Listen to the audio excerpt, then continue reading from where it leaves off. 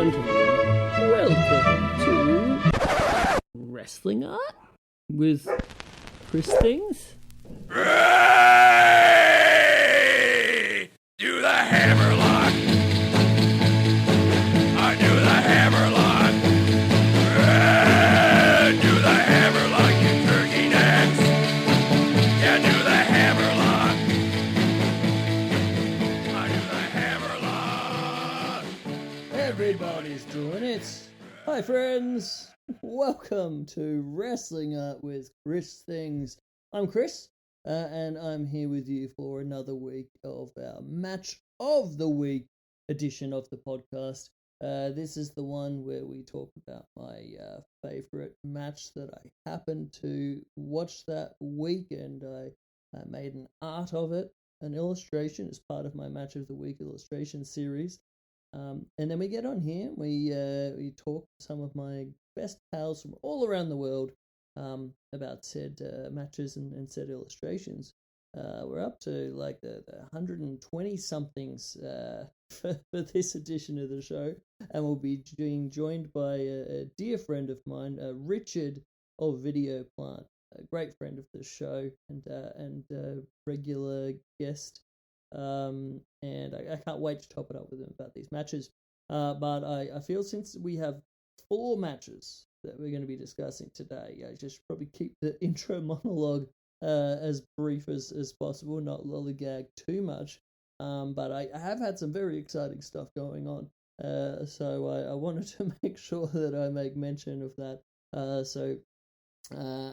I think since I spoke to you last, we had the illustration fair, Brisbane Illustration Fair, as well as our latest Cult Lucha Mexican Wrestling Monster Movie Madness evening, our film screenings that we do at Netherworld.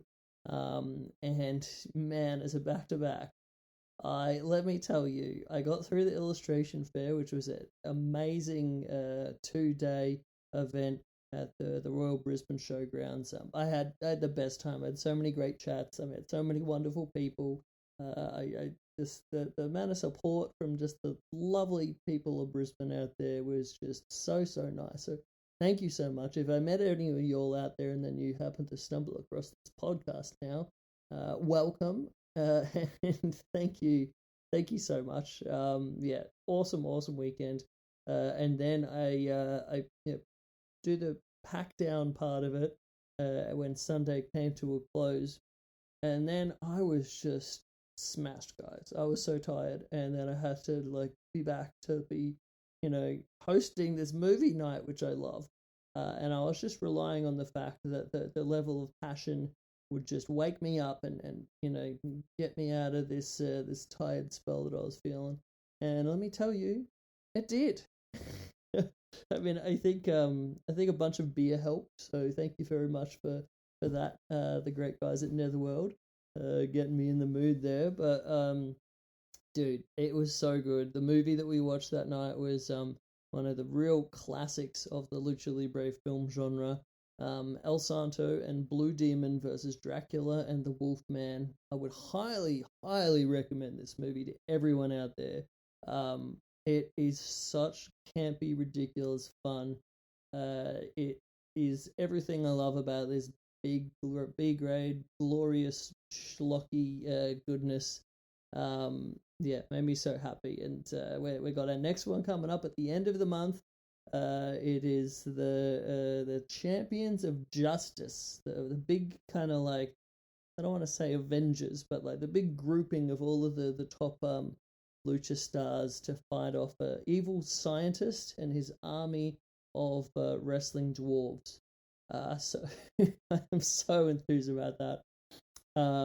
But yeah, I'm still having a lot of fun with our Lucha film nights, and shout out to my partner in crime, Trash Videos, Andrew Leovold, my schlock hero that I get to do this with. Yeah, so lovely. Frontman of the Ketamine Cowboys, tremendous little local band here that I see every time they come out to Nambour.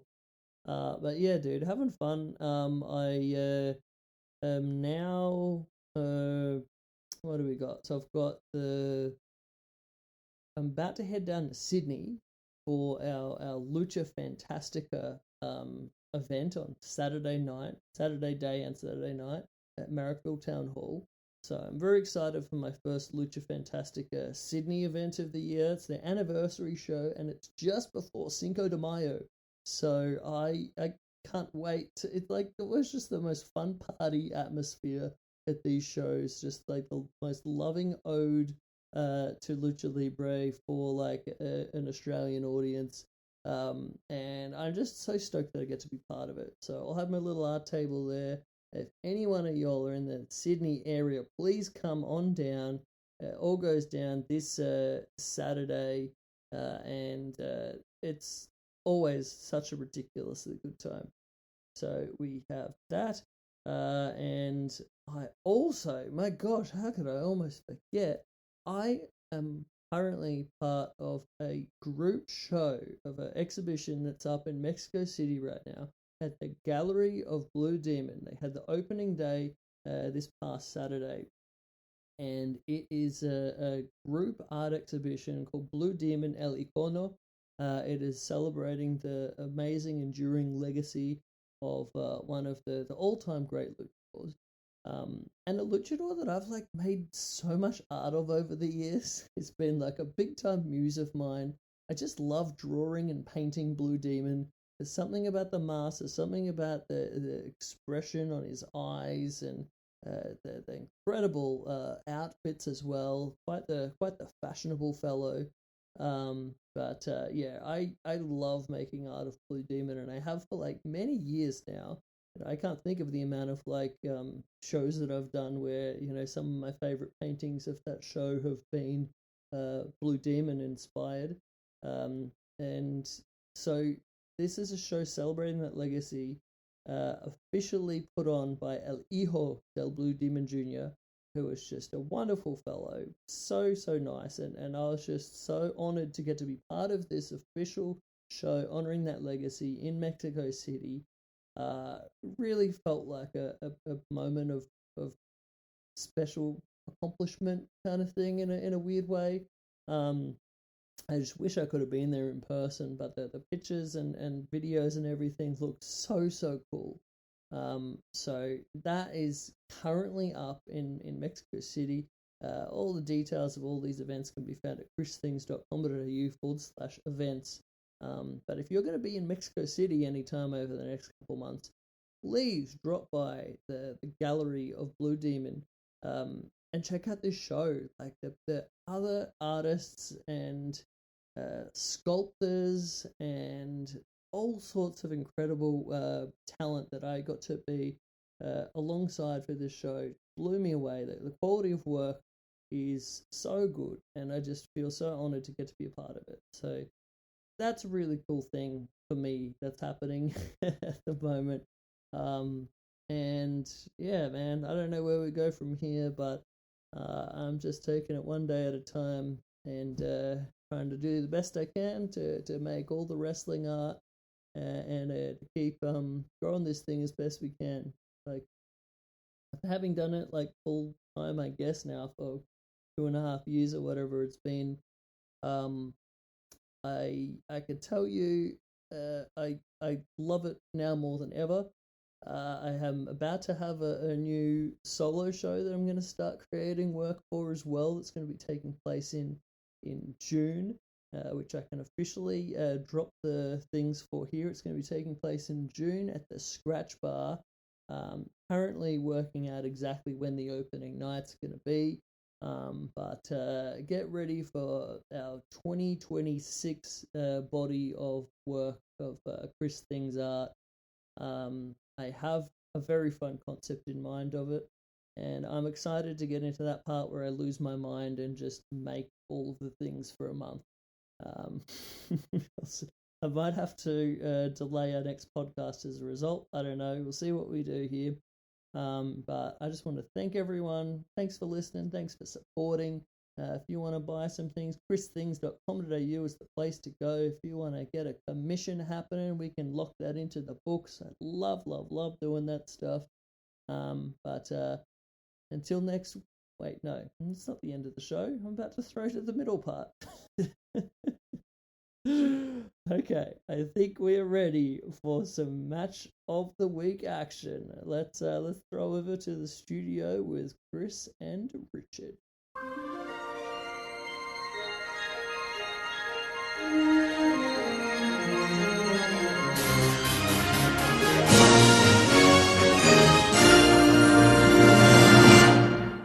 Ladies and gentlemen, we are back with the Wrestling Art Match of the Week edition of the show. Feels like a little while since we've done this, but today we're planning on getting through 4 matches of the week that we just happen to be up to. And I am very excited that we're joined by a regular guest and good friend of the show, Richard of Video Plant. Welcome back, my friend. Thanks for having me. Happy to be back. Oh, dude, it always feels like it's been too long. How have you been? I've been good. I've been very busy, but I've been good. Yeah. How about yourself? Yeah. Similar, I think. Yeah. I had the illustration fair the other weekend, which was a really big one, and then the the Sunday night immediately after packing up the fair, I then had our Lucha movie screening night, where I was very much running on fumes for that. And then just getting back into it this week, and then on Friday I'll be heading down to Brisbane to then fly to Sydney the following day for our big Lucha Fantastica Sydney event that I'll be doing the art table thing at. So yeah, busy. It's awesome. Do you like watch matches or doodle when you're on flights? Yeah. So depending on the time, like if I'm flying like later in the week, it generally means I'm scrambling to make sure we get our match of the week done. So there's been quite a few flights where I'm either in the drawing part or like the digital sort of coloring part of making those illustrations, which is kind of good because it just makes the flight go by like so fast. You're like, nice. By the time they get through the take off, and then when you're allowed to get your computer out, feels like you work for just the briefest amount of time, and then it's like, all right, we're about to commence our descent, so you got to pack it all away. And you're like, what? That was a 2-hour flight? My gosh. Good. That's good. You make use of your free time. That's good. Yeah. I mean, I try to like read and stuff when I'm on a flight if I don't necessarily have that on. But yeah, it is nice to get to, do a little drawing on a flight to make the time go by faster. Awesome. Well, you seem so busy, so I'm always like, wow, I never, sometimes I don't want to like bother you with like a match recommendation or to see if you've seen a match, because I wonder, I'm like, man, he must have so many people sending him matches or asking if he's seen them. Oh no, is that the case? Dude, I live for that stuff. Oh, okay, all right. It always is. When I'm really busy, I think you got to have that like balance. So you got to have that sort of time for yourself, and it kind of works well in me like doing this job the way that I do it. A lot of it is based around watching wrestling. So, right. My sort of like passions and the stuff that that fills up my cup also can be used in a work sense, or it can be useful in a work sense, I guess. But it can be hard. You don't want it to get too much like that, where you're just like, all the stuff that you're enjoying, you're just, worrying about the business element of it. Right. You don't want to be overwhelmed with it, of course. Yeah, that makes sense. I'm really excited for these four matches. I was excited when you sent them over. Yeah, we'll have to maybe be a bit restrained with them if we've got 4 matches. Maybe we allot like 12 to 15 minutes each, perhaps. Yeah, I'll let you. I don't know. We'll see how we go. But dude, I'm so excited about this 4 match selection, because it's 4 matches that are just so close to my heart. Um, 4 matches that I think, like, as we go through them, they'll probably actually have some similarities that link them together, but also like 4 very different and unique matches in their own right. So we've got match of the week 123 through 126 today. In brief summary, we're first going to be starting with AJ Styles versus Walter, the big AJ Styles retirement match from WWE Rumble earlier this year. We then go on to just classic All Japan match, perhaps the first ever masked wrestler versus masked wrestler match in Japan, at least on a big stage, from 1973, that being Mil Mascaras versus the Destroyer in just one of their all-time classics. We then will be talking incredible CMLL trios match with Dr. Wagner Jr., Bellino, and Apollo Dantes versus Hector Garza, Atlantis, and El Dandy. Just an incredible trios match from 1996, Arena Colosseo. And then we finish it off strong with a match that, Richard, I had to have you on the show to discuss this one. There was no other way about it. No matter what, I was going to try to make it so this one, at the very least, we'd be able to talk about. Oh, awesome. That being Hijo del Santo versus Dr. Cerebro. Just a wonderful match from IWRG from February 22nd, 2001. That would be the precursor to their big Apuestas match, I believe. But just such a great match in its own right that you actually sent me the recommendation for, and I'm so glad that you did. Yeah. I was going through a Hijo del Santo I guess tear during, I think it was December. That's when I saw this one. So yeah, I'm excited to talk about that one. It's one of those matches that I'm surprised there aren't more people talking about it, I guess. But what do I know? I don't know. It's it's a fun one. I mean, you could say that for just Hijo del Santo's career in general. I feel like I kind of feel when I was in that mid 2000s period of, like, collecting matches and DVDs and burnt DVDs and tape trading and all that kind of stuff. Or maybe the early 2000s, I guess. Mid 2000s probably was more like the download kind of era, and the great Death Valley Driver review forums and everything that would go on to be Segunda Caída and everything like that. Yeah. There was a lot of talk back then, and a lot of praise, rightfully so, of Hijo del Santo and a lot of these classics. And I guess when Hijo del Santo was a bit more active in his career, and the tail end of when he was still doing stuff with CMLL, and then would go on to do some stuff with AAA, like it's been a while since he's been in sort of like a big spotlight kind of like on TV sense. So I guess the chatter about Hijo del Santo has gone down a little bit. But man, you watch him and you're just like, why is everyone not raving about how amazing this guy was? He's incredible. Like he's kind of become my favorite guy to watch, really. I mean, every single match. Well, first of all, there's just so much of him out there. It's like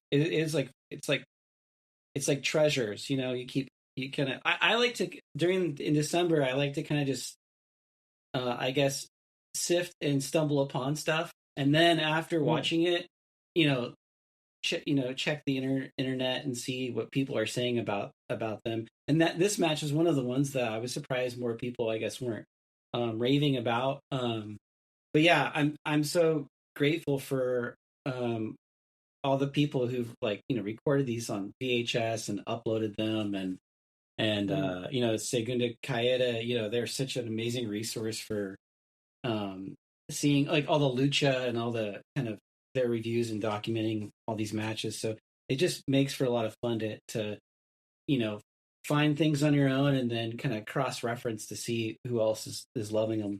And yeah, he's amazing. He's my favorite. I gotta say, like, he's everything he does. I find is mesmerizing. Utterly fascinating and very very Yeah, magnetic. Like it just like glues me to the screen. It's just got such a unique way about him where he can be, these opposite ends of the spectrum and being so beautifully graceful, or yeah, technical, and then really really violent. And even like with his really graceful stuff, he does it with like such a sense of like emotion, yeah. and spontaneity. That was what really stood out to me when I was rewatching this one today. But oh my gosh, big big fan. Yeah, there's like a an elegance to his violence. Like when he Yes. likes to kick people in the head, and it's so weird to say, but the way he kicks people in the head is there's like an elegance to it. I don't know. It's like I mean I get lost in his matches. Big fan of As you him. should. So absolutely, yeah. I'm really excited to talk about that match. It was a lot of fun to rewatch it. Definitely a rewatchable match. So Oh yeah, I'm yeah, yeah. excited. From what you were saying about Segunda Caida, I was just having this conversation the other day with someone that I think we really live in a great time now, where if you sift through, there is a lot of toxic kind of like arguments and stuff on Yeah. Twitter with people that you should probably just ignore. But Yeah. if you sift through that, there are some really thoughtful people who like really think about their words, and put together some incredible reviews, and long form write ups of certain matches that I think probably inspired by a lot of the Death Valley Driver stuff, the like Phil Yeah. and Dean and Matt. Like, it's really cool to see that there are, I think, a really good amount of people now out there in the sort of like breaking down matches in a really interesting way, and being thoughtful about them, and having sort of like a really great level of enthusiasm for finding kind of stuff that Oh my otherwise God. might not have been as fully appreciated as it should have been. Absolutely. Yeah, they're very insightful. And there's just so many different ways to approach pro wrestling. You know, Mm. it really is. You can kind of choose your own kind of adventure in terms of how you want to enjoy it, and of course, write about it. So, I totally agree. Yeah, there's a lot of toxic stuff out there on the internet, of course, but yeah, big fan of that website and the things that preceded it. So, I'm just, I'm, I have like a list of. I have this project where I'm kind of trying to document matches that are kind of rewatchable that I find myself going back to a lot because it's like an art Mm-hmm. form, like movies. Yeah.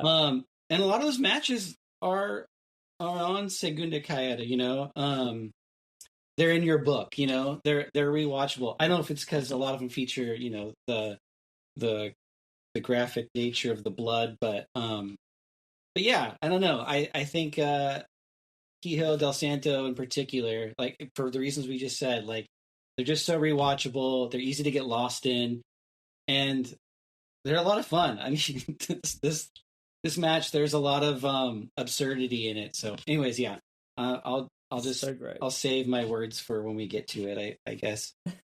Of course. Are you across? It just popped into my head. One of these like examples of people doing current great write ups.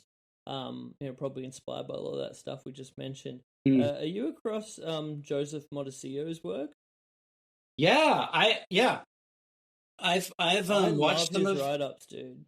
Yeah, no, he's very insightful. I've watched some of his videos. He has what is it? He did a whole series on like the King's Road stuff. Mm.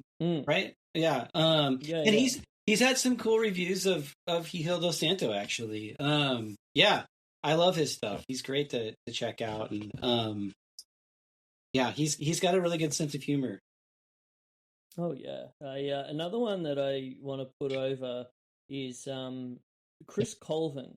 So this is a guy who actually has been a wonderful supporter of mine. And got some of my art and things in the past. But also just has such a great level of passion for these kind of deep cut kind of matches.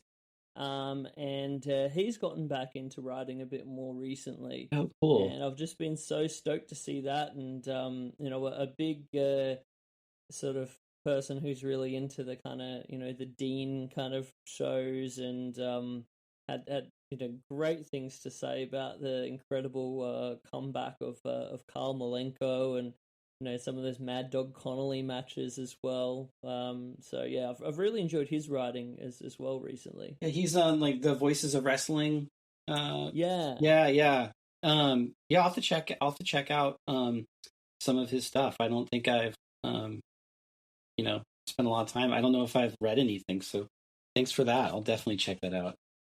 It's cool. Yeah, no, of course. So of the matches today that we're talking about, I like to, when we talk about a batch of them like this, have a little bit at the start where we look at like the kind of like what brings this odd handful of matches together in terms of like similarities or how they feel in watching them in short succession.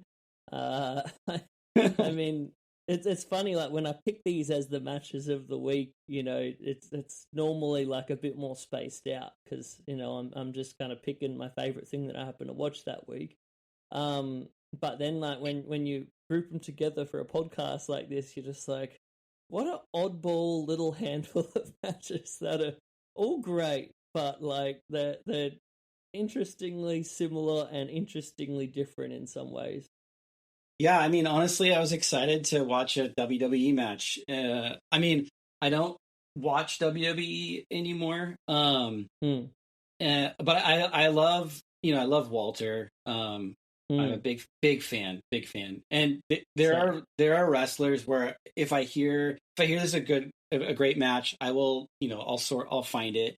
And it's been really fun to see you've posted a few of WWE matches. So it was fun to watch this one.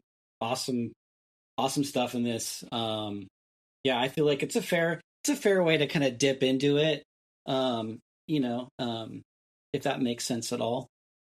Yeah, and then I guess we go from there into the rest are all lucha matches in a sense, or at least matches featuring luchadors.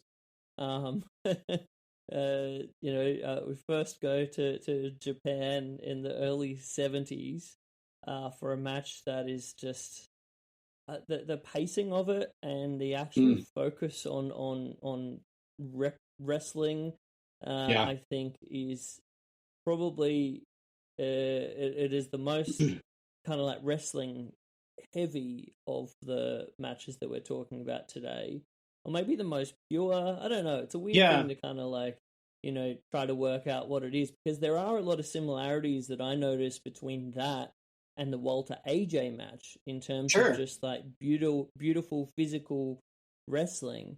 That kind of felt weirdly full circle and very strange and awesome when you're like, wait, that is like a feature of what WWE is platforming right now. I think that's an amazing thing, Yeah, I mean, they both have kind of an epic scale to them in a way, So you can kind of connect that, with AJ's retirement, and then with this match is the Destroyer. I mean, this is like, it's epic. I hadn't seen it. I had heard about awesome. it. Yeah, I had heard about it. I had seen, like the thumbnail for this here and there, and I was really excited. I saw your illustration, so I'm really excited to talk about this one. I have a lot. I think you could spend a whole episode talking about this match. Yeah, it's incredible. I mean this. Yeah, so very excited for that one. Yes, and then our last two being, actual Mexican lucha matches.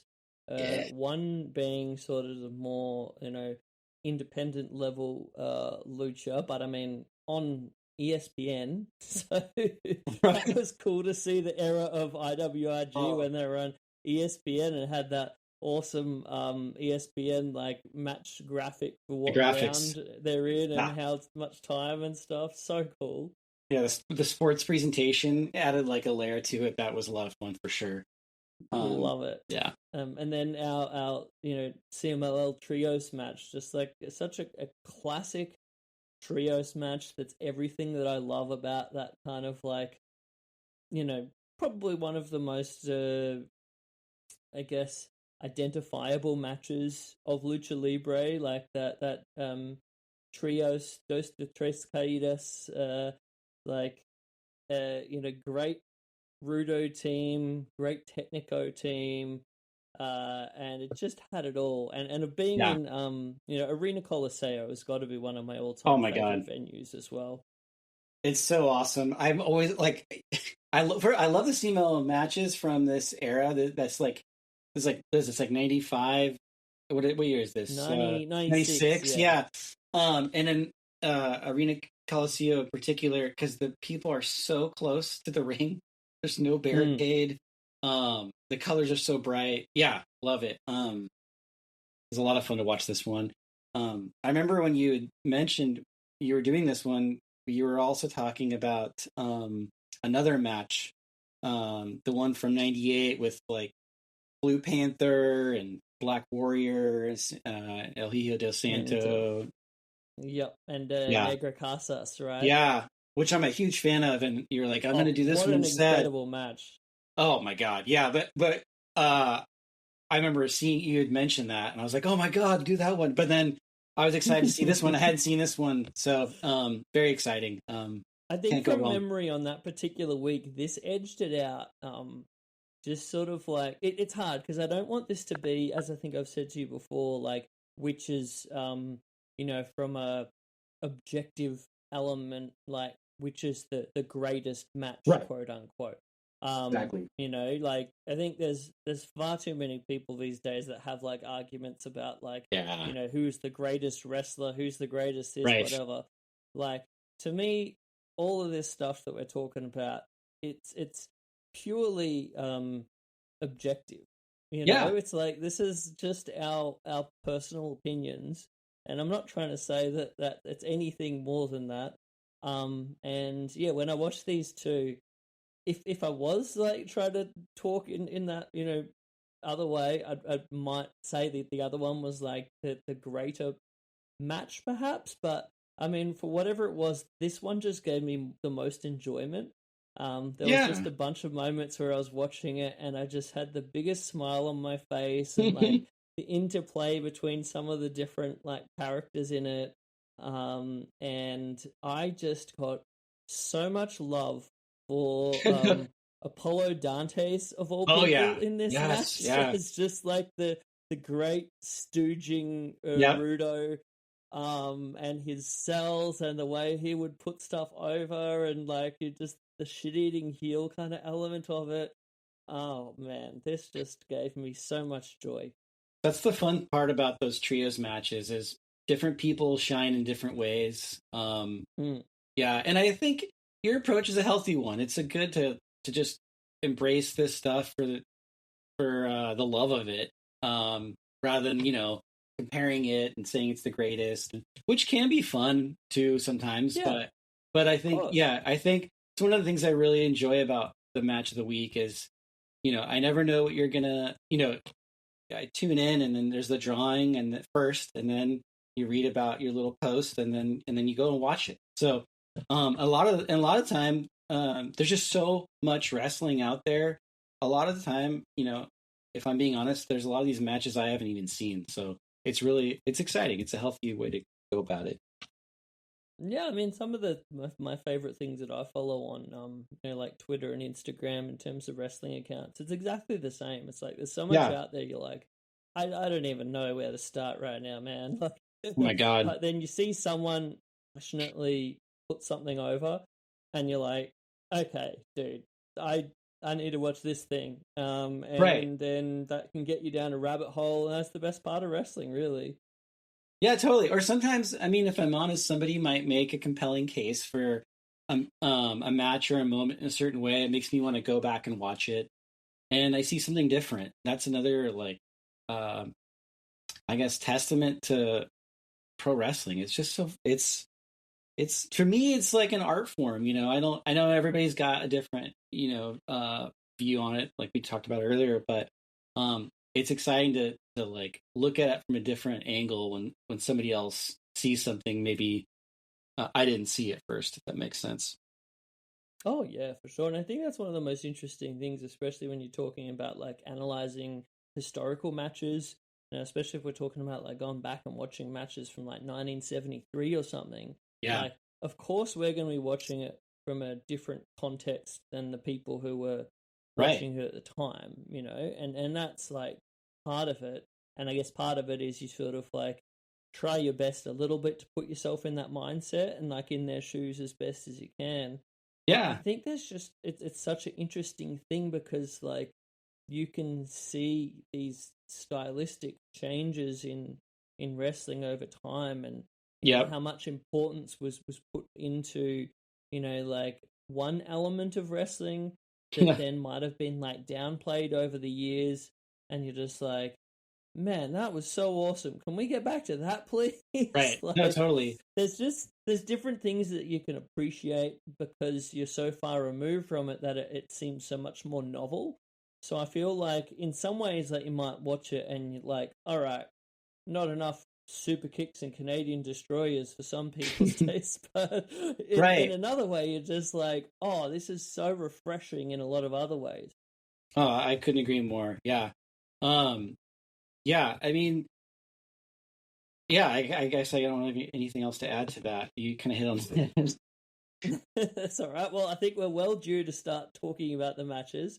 So our first one, we start with the WWE match, which, looping back to what you said before, I have noticed like probably more WWE matches in the match of the week, series of these last few months than ever before. And it's an interesting one because, like, honestly, like the first one that I did, which I think was like the Punk McIntyre Hell in a Cell match from a couple years back. Yeah, awesome match. Oh, I loved it. So great. Yes, but, same. Love that. When I did pick that one, I did have mixed feelings about it, about sort of the idea of picking a WWE match and, the ethics. And, there was a lot of things for a long time where that I, very much vehemently was, opposed to even watching WWE's content for.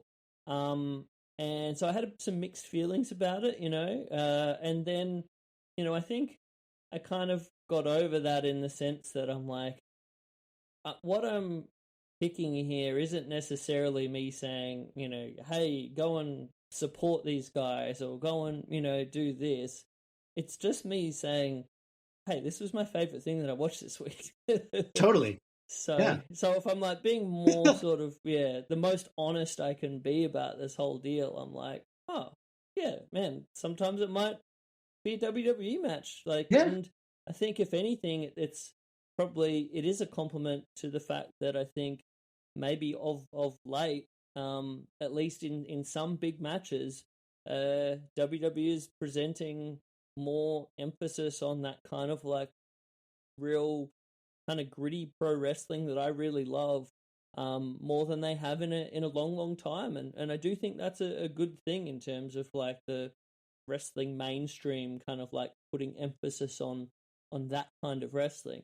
And this match, like here that we're talking about, Walter versus AJ, I thought was a really, really great example of that, of a style that very much is not what I previously would have called like a WWE style match, quote unquote. Yeah, it's amazing. I was really concerned when he left the UK and came over. I was like, oh my God, what are they gonna? I was worried. And he cut a bunch of weight, but he's really transformed into like a different version of it's like a new chapter, I guess. And they've really put him in a good light. he's had awesome matches. They're So totally committed to him. Hey, oh, they have, yeah. It's actually surprises me. I mean, other than yeah, me changing too. his name, yeah. I mean, and it's a pleasant surprise. He's had long reigns, and he's had a couple like kind of sicko matches. That there's like that match with like Sheamus and McIntyre. That three-way a few years ago was awesome. And anyways, yeah, he's had some great matches, and this is another great match. So, yeah, I hadn't seen this one. I thought it was awesome. To be honest, I haven't seen a lot of AJ Styles WWE stuff either. Yeah, Probably because I don't I'm the watch a same, lot of to it. be honest. I think I watched a bit of it early on, and then I kind of just like fell out of it and Yeah. watched WWE for a long time. But yeah, I'm a big time AJ Styles fan. I loved him like in Ring of Honor and on the Indies back in the day. Like his rivalry with Christopher Daniels was like one of those real kind of tape traders dreams that we all used to try to see every match that they ever had against one another. I remember even traveling to Newcastle here in Australia because they came over on a show and they wrestled one another in a singles match, which was so cool for me to see Cool. at the time. But yeah, a lot of love for AJ, and I was so sucked into this story between these two in the lead up to this, in the bit of like AJ putting his career on the line and everyone being like, oh, well, he's clearly not going to lose because he's just sort of like starting to do this final year retirement story kind of deal. And the Raw, I don't normally watch Raw, but I happened to watch, most of this one where they actually did like the match, the angle kind of thing where Walter said, hey, if you want to have the match again, you have to put your career on the line. And then the way they drew it out and made it sort of like AJ has mixed feelings about it and he's not sure, and Adam Pearce is trying to get him to be like, AJ, you don't need to do this. Come on, everyone respects you. You don't need to do this. And then he like ends up talking to his wife on the phone and comes back and he's like, no, I'm going to do it. It's just like one of those instances where, a lot of that type of stuff can come across as like so corny, but I just thought they hit it out of the park and I was That's really good. sucked into it. And then also, the really interesting part, I watched this thing live with the guys. Nice. And when I watched it, I was of the opinion, like I was saying before, oh man, there's no way AJ is going to lose, or I really hope that he doesn't lose, like, because I want to see more of this farewell story. And it was one of those few occasions where they really got me, with the match result. I was just like, what?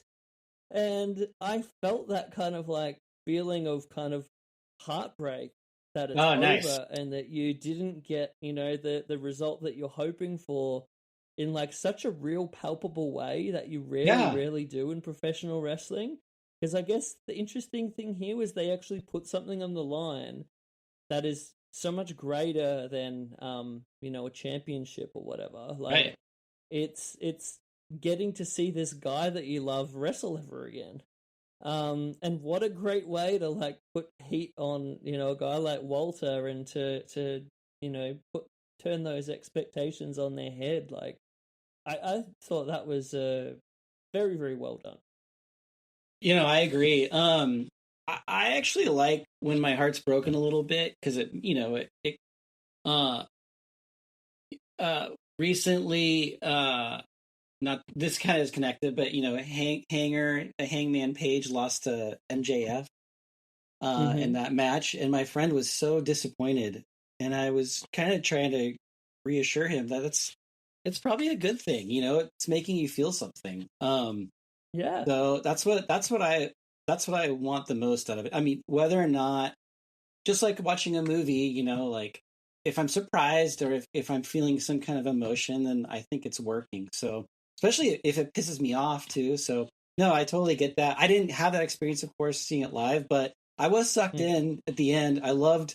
We can get to that. I guess I don't want to jump over too much, but I loved the finish. We can jump back and forth. We don't need to go like moment by moment here. Okay, cool. Well, yeah, no, I thought I am I am pretty critical of like submissions and tap outs and I want to feel exhausted myself when I'm watching like the end of a match if there's a stoppage or whatever.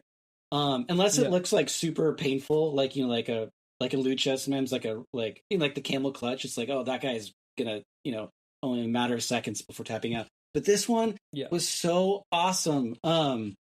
With AJ passing out, dude, it was awesome. They took their time. That's something I really crave with these finishes. Is like I want the person to feel.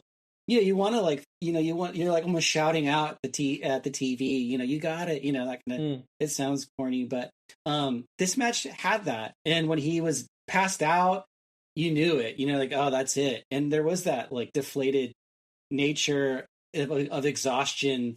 Like, the ref like lifted his arms, and I just thought it was awesome. His hair's covering his face. It's like they really they milked it, and I loved it. Oh yeah, and I think like for me, part of that magic of professional wrestling is kind of losing yourself while you're watching it. Yeah. And falling into that, like, wanting to yell at the TV, or if you're there in person, like, you can do it, AJ, get to those, that whole kind of deal. That proper level of suspension of disbelief and falling into the whole thing of it. Same way as if you're at like a great theater like play or something like that. Yeah. And when you really do lose yourself like that, which I did in this match, and you fall into it, you're like, I got to the end of this match and I was like, man, that is professional wrestling right there. And that's what I like miss, that feeling of really feeling connected to it and like having myself sucked into it. Absolutely. And I think this match in particular there's that they have like contrasting styles, so I wasn't sure how it was gonna go. I knew it was gonna be awesome just based on the fact that you had it as a match of the week. But you got a little of both of their stuff, which is great. I really appreciated the struggle AJ was having trying to powerbomb Walter. There's a few times, it's like sloppy in the best way. It was like, oh fuck, it's really having a hard time lifting him.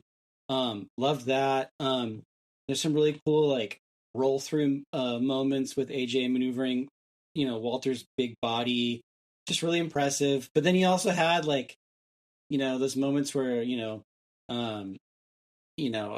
Walter's kicking. He's kind of a guy like Santito as well, where like his violence is graceful in some kind of disturbing way. Like his chops are so violent and powerful and loud, and his kicks to the head. And you got a lot of near the end there. He was just really punching Styles in the corner, and chopping, kicking him. I think there was like some headbutt action, but those are the things I like crave when I watch a Walter match, and it was fun to see that, experience that, but also you're kind of rooting for AJ to come out of it. He did that like 450 springboard thing that was pretty awesome. Oh, wow. I haven't seen AJ do that in forever. Yeah, and it was awesome. And he, it's kind of crazy to say like he's retired, but he's clearly on another level still. So stuff like that was just awesome. The back and forth again with those contrasting styles. It was, no pun intended there, but it was really, it was a lot of fun. And it was brought to us by Wingstop. So, I mean, a lot of that. No, it was awesome. No, it was awesome.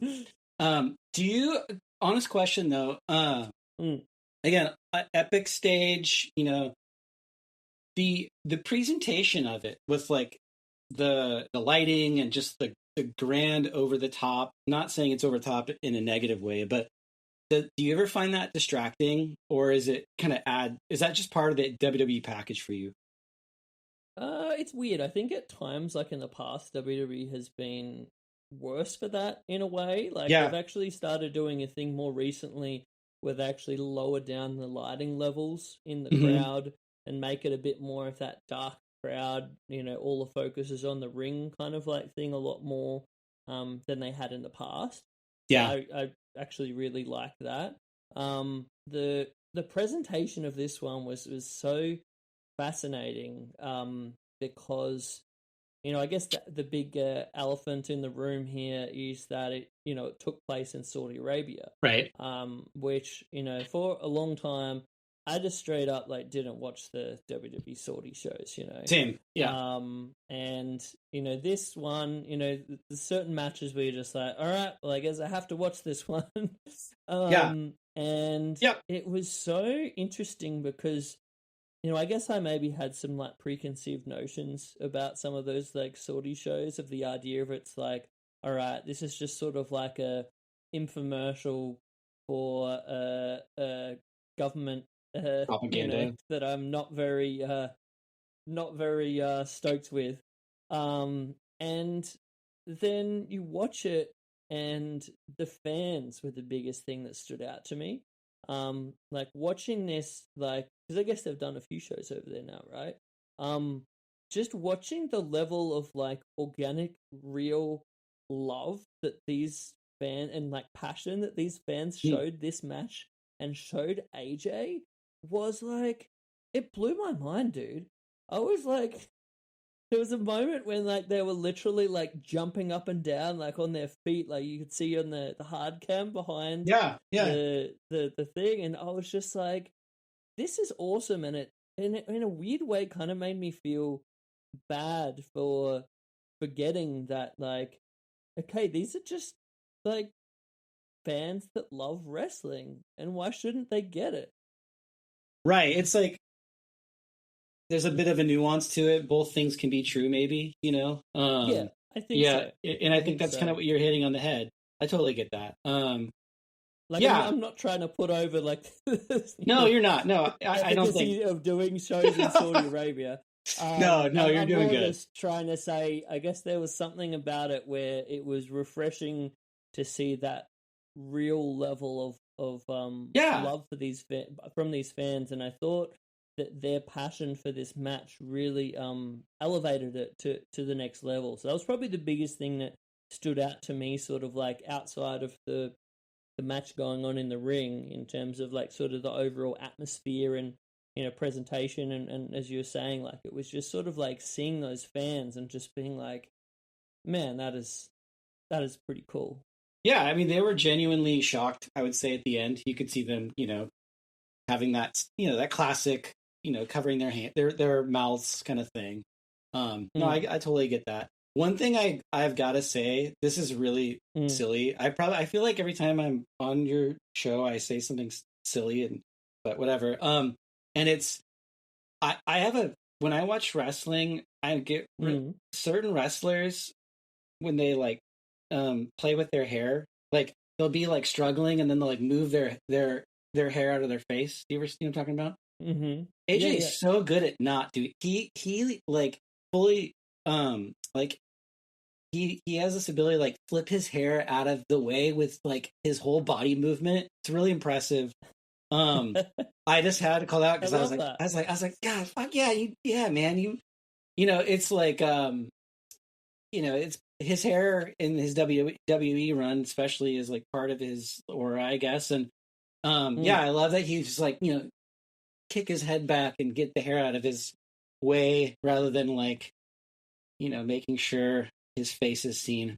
That's all. It's definitely like a visual element of it, I think, of like part of the thing. Like in the same deal with, like, as you were saying before, when he's like, in that choke sleeper, and the hair is just like that was cool, his face or whatever. Yes, exactly. It's definitely something that sort of like contributes in a way, and it like has that whole sort of like, I don't know. So it's part of the vibes, I guess.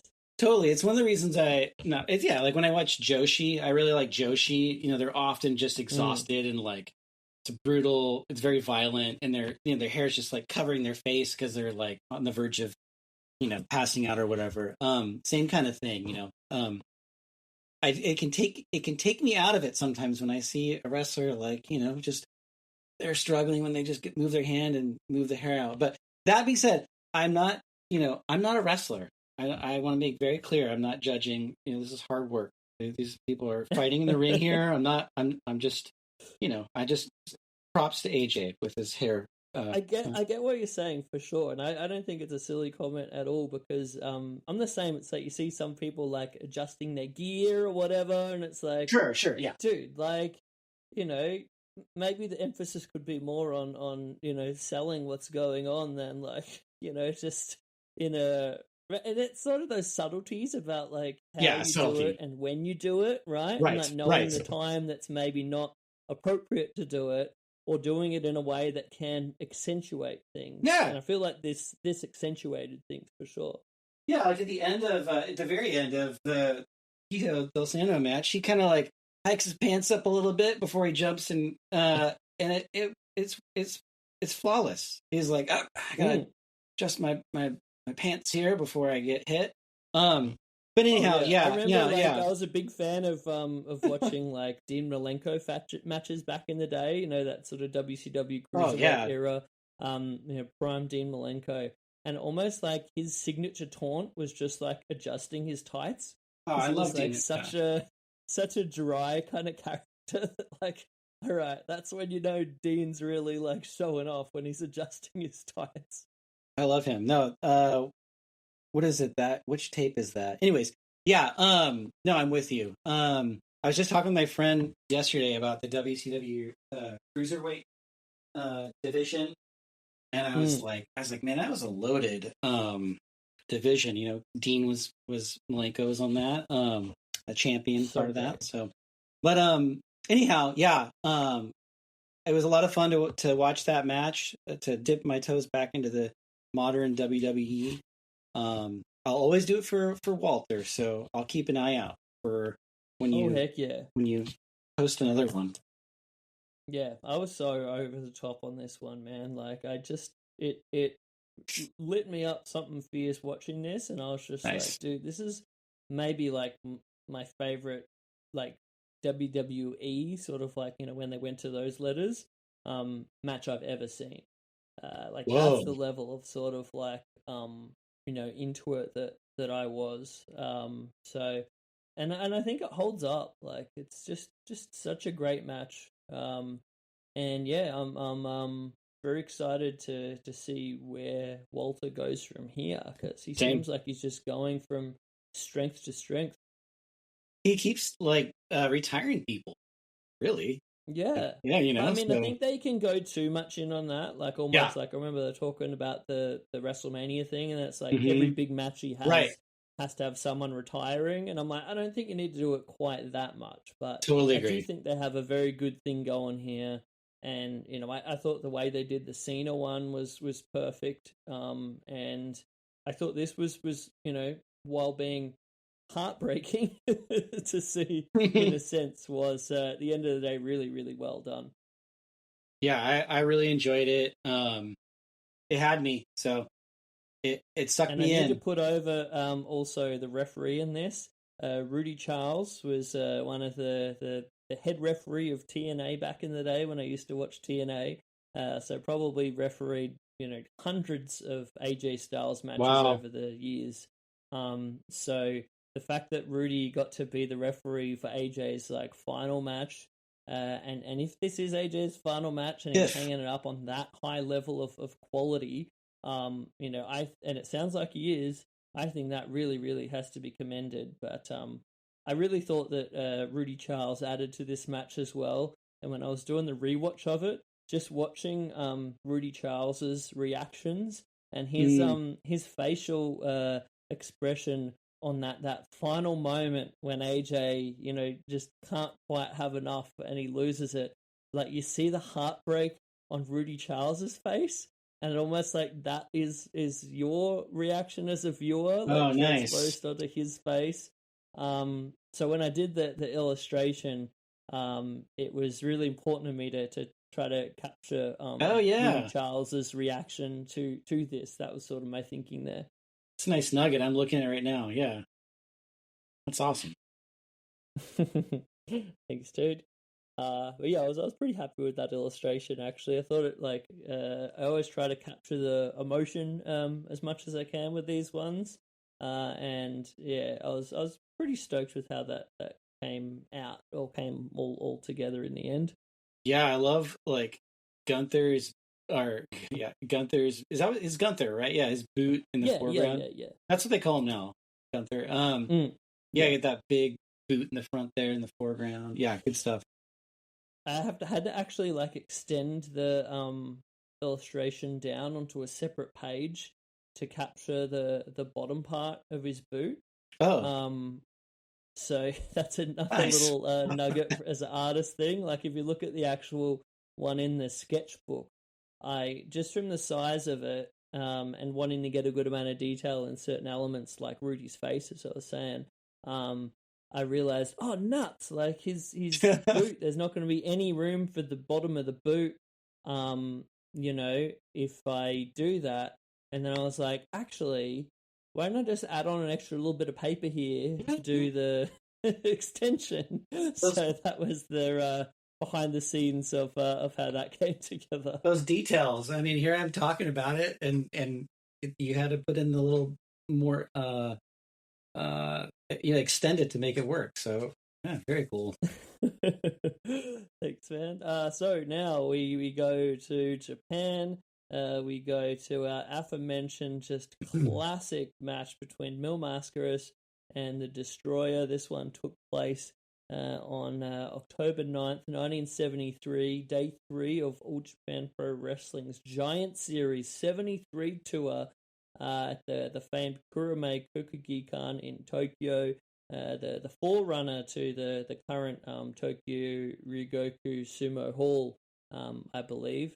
And this was a 2 out of 3 falls bout for the PWF United States Heavyweight Championship. And what a match. Yeah. This is epic. This is an epic match. I was like trying to find like this is like the Lawrence of Arabia of pro wrestling matches. What is this? Yes. You know what I mean? It's just like the colors, the epic scale of it, the length. Also just like the atmosphere as well. The atmosphere, all of it. Oh, speaking of which, I might have to have you do me an illustration of that opening that I sent you. So cool. Awesome in the TV room. But no, this match is incredible. Technical masterwork. I don't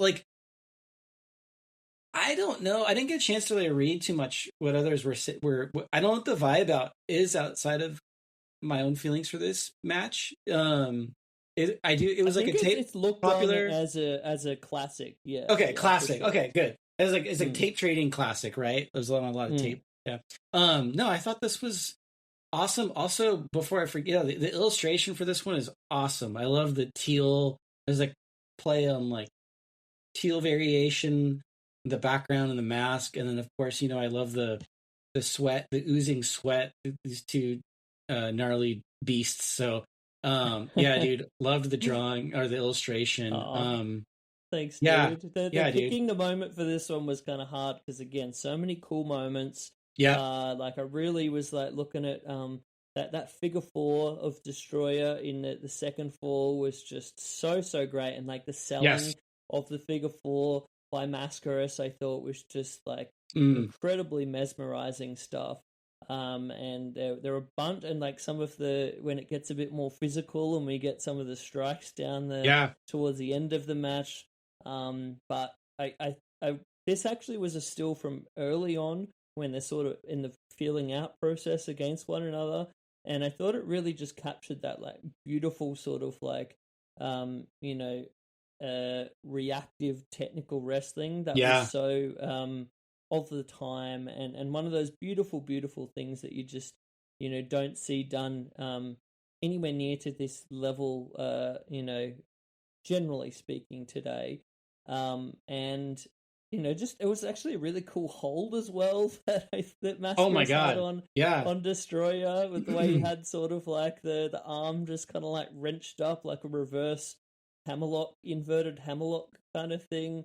And yeah, like Destroyer, I love his face, dude. Like in terms of a masked wrestler, I love the simplicity of the mask design, but I love his just like such interesting features, the nose, the eyes, and the fact that and his like his weird teeth. His teeth. Yeah, dude. There's something that's so expressive, as a masked wrestler. I don't think there's anyone quite as expressive as the Destroyer was. Apparently, he was like a gym teacher, like and that it makes sense. He looks like a gym teacher, but he's very deceptive. Like the speed in which these two are moving around in this match really surprised me. This match is awesome, man. Like it's just, I was messaging you, like, I know I love a match when I am searching for different like uploads of it. You kind of like, you know, because a big part of watching matches for me is like the textures of the like, you know, just like the story about who decided to like record it and upload it. And so there's a lot of different versions, of course, but the match itself, oh my God, like it feels ahead of its time. And even though it's like a longer, you know, it's a two or three falls match, it just went by so quickly. But at the same time, like had its moments where you're, again, like another like mesmerizing match. Also had comedy. There's some funny parts in it. Right? Fucking hilarious. Yeah, the crowd's like laughing. I think there's like a moment of laughter in all three falls. And all, you know, so yeah. Yeah, and isn't that interesting? Because like almost now, like you hear about sort of like comedy in wrestling. It's almost like you have the serious headliner stuff, and then you have the comedy filler kind of thing, and there's no in between.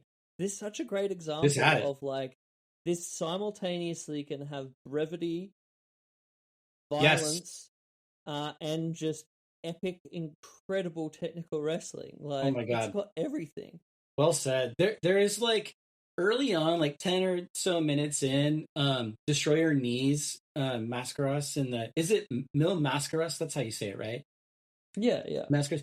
Yeah, he knees him in the stomach, and it looks like he kind of knocked the wind out of him as he's trying to like get himself on the ropes. You know what I'm talking about? So, the first fall?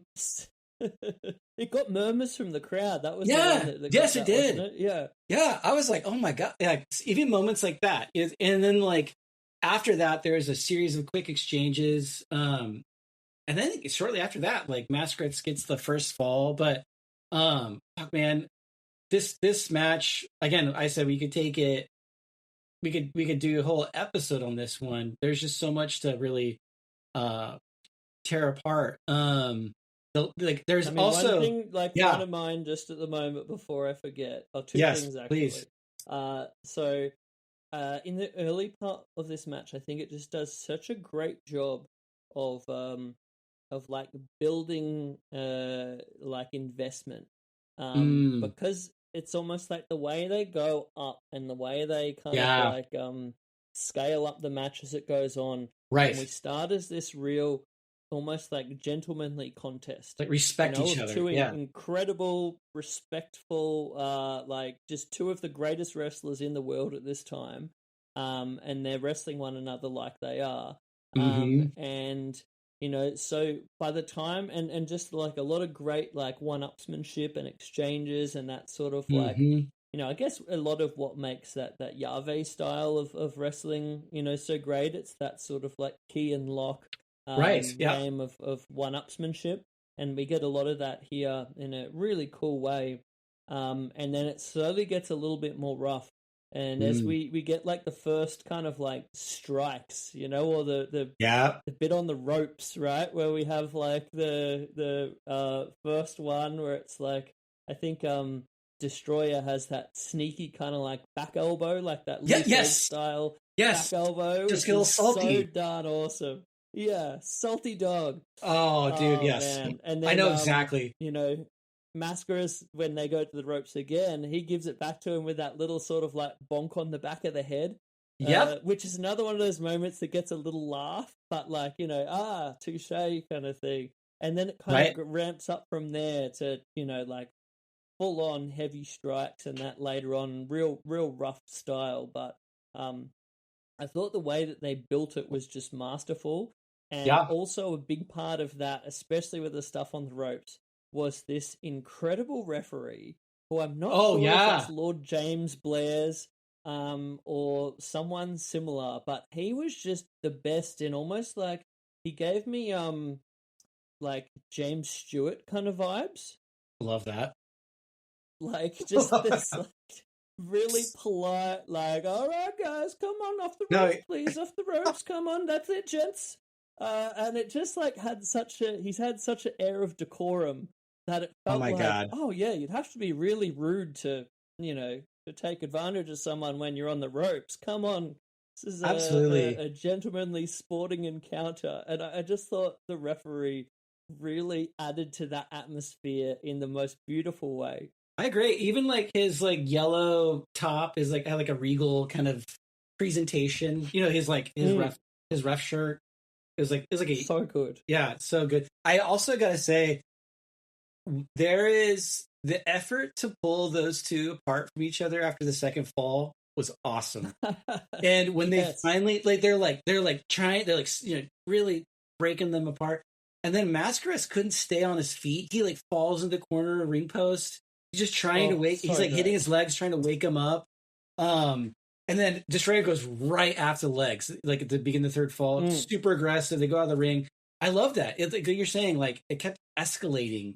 The violence was so like motivated. It started off super like respectful, got a little salty, and then they're just going at each other. Super awesome. And it kind of does have a connection to that Walter thing with the chopping and the two huge guys in the ring. So in terms of connecting, like you were saying, the 4 matches, but this amazing quartet you've cooked up.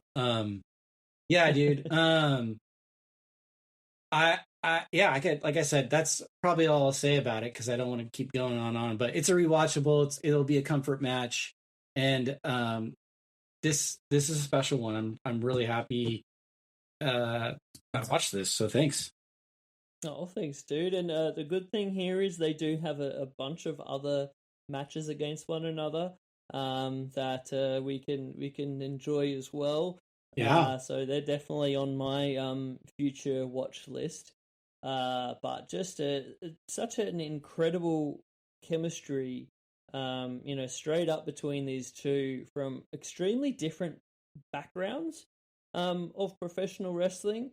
And especially in Japan, and a spotlight match like this between kind of like two gaijins, from very different backgrounds, but they just work so well together. And I also think it's a great example of it just refutes. You hear so much trash talk about Mil Mascaras specifically. I think there's been a few different wrestlers in their books where they were not very flattering about, Mascaras. I guess protecting himself and protecting the level of just top tier, one of the greatest luchadors of all time, of course. But they almost made out that he wasn't actually that good. And then you watch this and you're like, oh my God. Like I watch this and I'm like, all right, straight up, that is one of the greatest wrestlers of all time. Oh yeah. And also especially, a lot of people say, oh, he didn't like to sell for people. And you watch this, and dude, like, this is some of the greatest nuanced selling that I have ever seen in my life. Absolutely. Also, there was a variation of holds in this too that were super contorted and gnarly. No, I agree some real with everything. Classic like Yaveo, wacky lucha kind of submissions too. So like I don't want to say like I guess you could call it like some people describe it as like a chess match kind of back and forth and there's some of that dude, the finish, I imagine some people don't like the finish. It worked for me because I just assumed they have a whole series. So did I. Like it worked. Like not everything has to be. The idea of like how he's selling the knees and legs and he takes such a big bump to the outside. Yep. And then he can't make it in time because clearly, his knees have been worked over with the figure 4 and everything earlier. And then the greatest bit, I'm not sure if you noticed after the match finished, and then it was a 10 count on the outside. And normally in Japanese wrestling we have a 20 count. 20, yeah. And we see multiple times Mil Mascaras saying to Destroyer and to the referee like visibly with his hands be like, what? I thought it was 20. And then the referee's like, nope, I'm sorry. It's only 10, my friend. And it was rather quick 10 too. I thought like it's almost abrupt. You're like, oh, that's it. Okay, but Yeah. but it worked. Yeah. So yeah. Yeah, I loved it. Same. But yeah, we could talk about this all day. So we have to not sadly, but highly recommend this one to everyone. Just an incredible match, and I'm very excited to watch more of their matches against one another. Same. And just more Destroyer and Mil Mascaras of anything I can find of theirs from the 70s, just full stop. Yeah, it's when watching matches from the 70s, I haven't it's a decade that I haven't watched a lot of, but the television presentation, the colors it's like I said, it has like a regal, it has like there's like a texture to it that is so I don't know. It makes me want to watch more. So, I mean, it feels like, because it's clearly, filmed on film, like, and it has that film kind of vibe to it in a right. similar kind of like feel to a lot of the 70s cinema. Yeah, exactly. No, that's spot on. And I will say, I got the Mil Mascaras YouTube official YouTube channel has like a really nice, I don't know if it's HD, but like an HD style version of the match. It's really clean. Yeah. So and it kind of has that that film look that you're talking about. So, anyhow. Yeah, and I think a lot of this stuff was filmed very well. And then they had the All Japan Classics series that they aired in Japan. Might have been on Samurai TV or one of them, but anyway, they basically re-aired a lot of this classic footage in pristine quality. So that's the reason why a lot of these matches we now have access to them in such great quality, because they were aired sort of in retrospective specials. Very cool. Support. Yeah. And I also need to put over Mascaras' excellent special limited edition mask here that we see. So not the classic Mil Mascaras mask, but it was almost like, I don't know, I got like Batman vibes from it. I thought it was so cool. Very cool mask. And also Destroyer had like a greenish, like teal mask. Now, I think of him in that classic red, like he's like a wrestling magazine cover guy. That's how I think of him. Oh, both of them, for sure. Yeah, both of them, you're right. But there's that, Destroyer has that iconic kind of like red, his teeth are popping out. So anyways, it's cool. I haven't watched this is my first Destroyer match. So maybe I don't know what I'm talking about, but it was cool to see that color. So. Oh, no, I think I've definitely, I think the red sort of, to me, is the classic Destroyer color.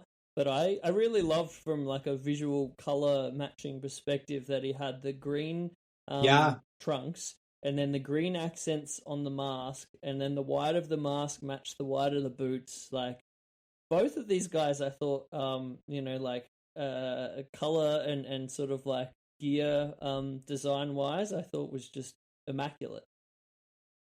Agreed. All right. Yeah, I'm gonna stop talking about that match. You kind of have to, right? Oh, probably a long one here. Anyway, let's jump on to our next one. Match of the week 125. This is our aforementioned CMLL trios match. So we got Dr. Wagner Jr., Felino, and Apollo Dantes on the Rudo side, facing Hector Garza, Atlantis, and El Dandy on the Technico side. This one took place, as we said, at Arena Coliseo in Centro Historico, Mexico City, on April 26th, 1996. Yeah, like I said, I just got so much joy out of this one. I'll go into it saying that so many of my favorites are in this match. A lot of love for El Dandy, a lot of love for Dr. Wagner Jr., of course, Atlantis, Hector Garza. Like Felino has like been one of my favorites, even from his La Pesta Negra days. And then so getting to see him back in his like classic mask era, when he could just really do some spectacular stuff, was very, very cool. And the one that I wasn't that familiar with, as I said before, that ended up being the greatest surprise was Apollo Dantes. So this just has everything, dude. He does. I really like. For me, Garza really stuck out in this match. I when did not know how he was so good when he was so young, man. Like, well, I was thinking, 96 Hector Garza is going to be sort of very, green around the ears, like, probably, like, this very, very early on in his career. And he is just phenomenal, like a wrestling prodigy. dude. Well, when I think of him in those 2 trios matches that, like, that are part of that build for Hijo del Santo becoming a Rudo and having that triangle match. And in that, I think the second match, I love the trilogy of matches. But in that second one, Garza goes for a shooting star press, and he nearly, like, I'm surprised he lived, but he I know that one. Yes, it's like, it's one of the most awkward but awesome moments I've ever seen, because you're like, whoa, he could have died. But like, that's when he kind of, like, that's how I, like, that's when I think of when I think of him. So to see him in this match, he was just so athletic, so young, awesome in this match. I mean, everybody was awesome, but he really stuck out for me. So it was really cool to kind of see him in a different, in a different context. I mean, I've seen him other stuff, but he really shined in this one. Oh yeah, I mean, it was one of my favorite parts of, I guess, one of those unsung parts of that WCW cruiserweight division, and all of those amazing, like, Lucha multi-man matches that we got in that WCW cruiserweight division in that late '90s era. But fantastic in his work in, like, the early to mid 2000s in CMLL, and when he was part of Los Perros del Mal, and just his that corkscrew tornado dive off the top is one of the most beautiful moves I've ever seen. I don't think he pulls that one out in this, but we get some just spectacular moonsault blocks and stuff. Yes, it's just mind blowing. Super athletic. I also gotta say, yeah, Felino kind of won me over. I really, I mean, I love that he's a Rudo, he's a cat. Of course a cat would be a Rudo, he's feisty. There's just some, I can't help but, like, think of that because he is a giant cat. But I also didn't, when we were messaging a while ago, I didn't know his history. I didn't know he was part of that amazing brotherhood with Negro Casas and Heavy Metal. And you sent me that video that Club Lucha did about them. You know what I'm talking about? Love their stuff. So cool. So ever since seeing that, I had this kind of an awakening to see more of Felino. So it was really cool to see him in this one. Of course, I had seen his matches with Hijo del Santo, but I thought he was great in this. So good. A lot of fun exchanges, especially in that final stretch. But yeah, it was a good one. Garza did have, like, a pretty cool flip near the end, if I remember. That got a pretty big reaction from commentary. But I guess I'm kind of all over the place. But this match was kind of like that. So yeah. His sort of instinctual showmanship moments, and especially playing off of Dr. Wagner Jr., I thought were just, that was something that probably gave me the most joy in watching this match, and the way that Dr. Wagner Jr. was just that great kind of, like, level of Rudo, where one moment he would just look just incredible with his wrestling and just incredibly dominating and aggressive and all that, and then in the next moment he's that, like, chicken shit heel. Totally. In the best kind of way, and that was kind of like the moment I chose of the illustration, where Wagner's kind of, like, feigning off from the young stud that is Hector Garza, like, oh no, I don't want to mess with this right now, and then likely the next moment's gonna smack him from behind or something. But I just really loved that kind of pure Rudo Technico kind of dynamic. I think it might be this part too with your illustration, but where Garza ducks and Wagner hits Apollo. There's a great. lot of those moments, kind of comedic, like Dr. Wagner's body being like Atlantis uses his body against Apollo. Like this cool sequence where, I mean, Apollo kind of was like that guy in this match that's kind of taking it. But yeah, I don't know. I was curious. When did Dr. Wagner lose his mask? Was that late? He lost his mask in AAAR in I want to say like around 2015, Okay. that kind of era, against Psycho Clown, I believe it was. Oh, okay. Great match. Like that later sort of era Okay. career of Dr. Wagner Jr. Really, really cool. Well, I love that. I may be a little bit off on those dates, but something around there. No, that makes the reason I ask because I'm a big fan of that match with Blue Demon Jr. Sorry, go on. Oh, can you hear me? Yeah. Oh, okay. Yeah, that match against Blue Demon Jr. from like, I think it's like 2019.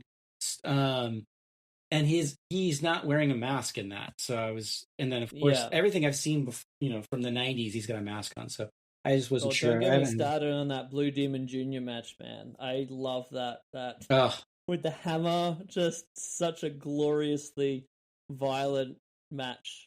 That is a match. Yeah, officially he lost his mask in 2017. It was 17. Okay. Triple Mania show All right. against Psycho Clown, but another great one I'd recommend. Yeah, I'm gonna watch that one. Cool. But no, this was awesome, and like we said before, like Arena Coliseo, you've been there before, right? Oh, or man, no, magical place. Yeah, is it? Yeah, is it? It was. It's so cool. Of course, they probably aren't as close to the ring today, but again, just they are. My god, yeah, they still don't have barricades. What, seriously? I guess I didn't notice that when I've watched those shows. I guess I didn't really notice that, but I was surprised by that.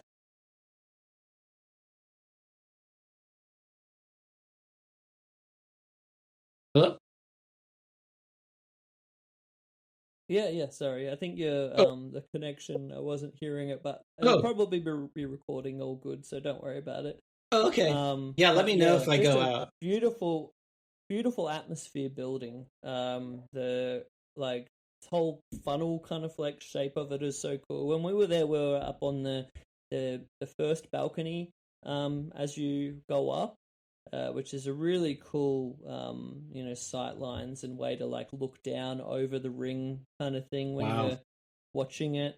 And yeah, I feel like that building has like a level of crowd heat because it's sort of like everyone's so close to the ring that you just get these incredible crowd reactions, and it's sort of like the more hardcore locals kind of go to those shows compared to the Arena Mexico ones that are more of a combination with the tourists and everything. At least from what I heard. Well, someday I will go there someday. You got to do that pilgrimage, dude. I know.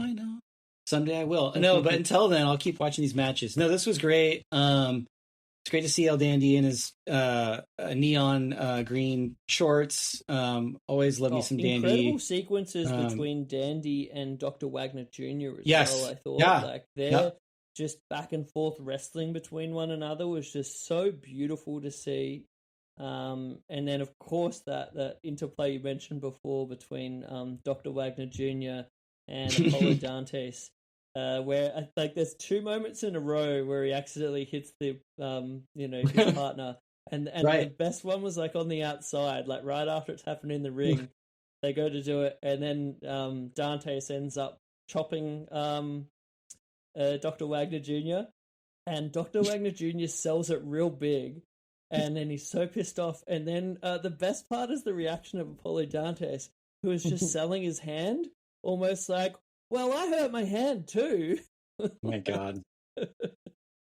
So good. And then they do the bit in the ring where it's like they almost tease like they're gonna, have a fight between one another. And the referee's like, guys, like there's this great old frail referee. It's like, you're on the same team. What are you doing? This is nonsense. And then they just use that as a ruse to then attack their technicos again. Man, I'm such a sucker for that stuff. So good. These trios matches, they pack so much into them. Yeah, I mean, they never get old either. They're always exciting. They're always like fast paced. Yeah, this was a fun one to watch. I watched it last night, and then I watched it again this morning before when I was drinking my coffee before work. So, yeah, this is again, and the colors in this one again, the CMLL matches from this 95, 96 era, so colorful. So yeah, that was a fun one. Beautiful stuff. I'd highly recommend it to everyone, and it's another one where like the more you watch it, the more little things that you notice that are so cool. And yeah, it really makes me want to just watch more from this era, as much as I can find. And I'll be looking out for more Apollo Dantes matches. Oh my God, please share them with me. Yeah. Always something new. Yeah. All right, now we make it to our final match here, the big one that we had to have Richard on to discuss from your originally bringing it to my attention. I do remember hearing about this one back in the day, I want to say, from like Segunda Caída or something, but this was the first time I actually finally got around to watching it. I had been reacquainted with Dr. Cerebro from his great participation in some of those Dean shows that were put together these past few years, and them flying Dr. Cerebro in to be part of those, and I thought he was great in them as well. But this one took place in IWRG, the famed home of IWG, Arena Naucalpan.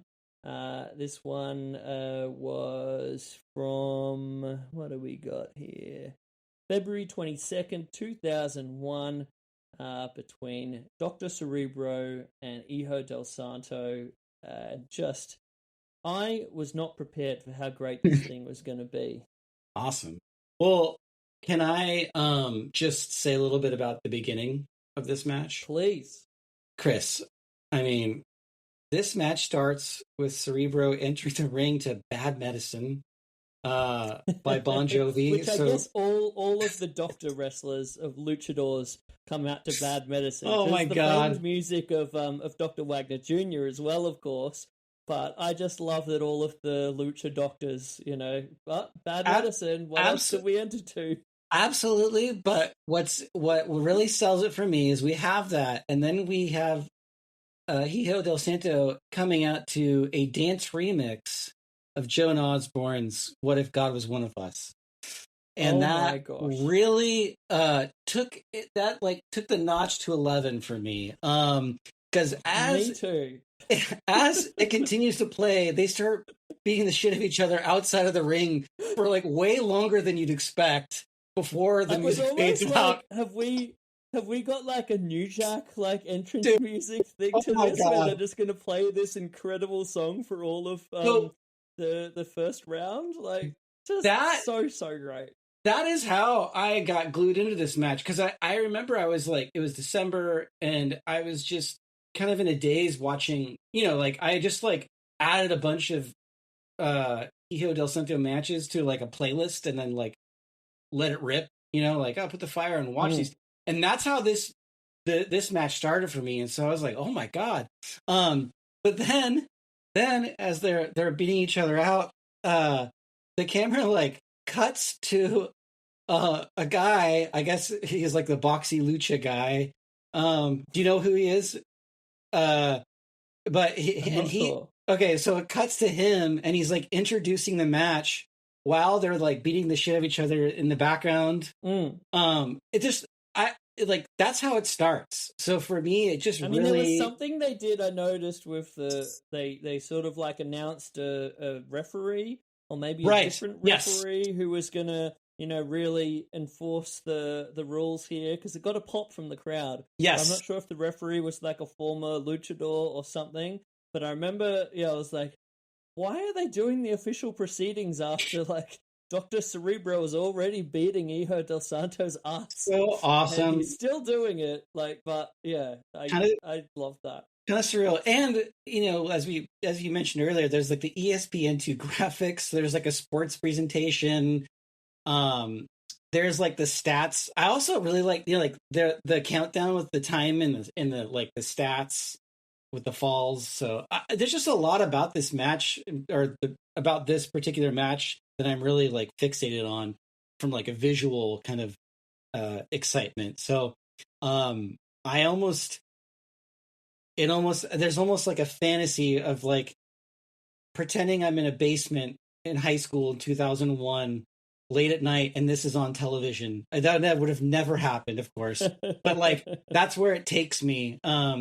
It takes me to my youth, where one of those things where I'm like, what the hell? But anyhow, this match is great. I love the mask tearing. I guess this is probably similar in a way, because like the IWRG being on ESPN2 or whatever it was in Mexico, maybe a little bit similar to what you hear about people back in the day watching like Global on ESPN in the early 90s in your country. Which that was a relatively like small scale promotion that, funnily enough, was like run in the Sportatorium of all places. But I guess like the main thing of the memory of that, not to go too off track, was like that's where you got that awesome Jerry Lynn Lightning Kid match, I believe. Oh yes, some other cool stuff. That was a good match. But I just remember hearing a lot of people like watching that while they were in high school and just being like, "Holy shit! Wait, how is this on ESPN?" Well, right, like in high school, that's sort of you'd spend those late night hours just kind of seeing what's on TV, and some random thing would come on. So. Yeah, it makes total sense. But enough of my fantasy. Back to the reality of what's happening in this match. No, dude. The glorious, violent reality. This match. It's I mean the mask tearing on this one is really cool. I thought. Like at one point he just rips the mask completely off of Hijo del Santo's head.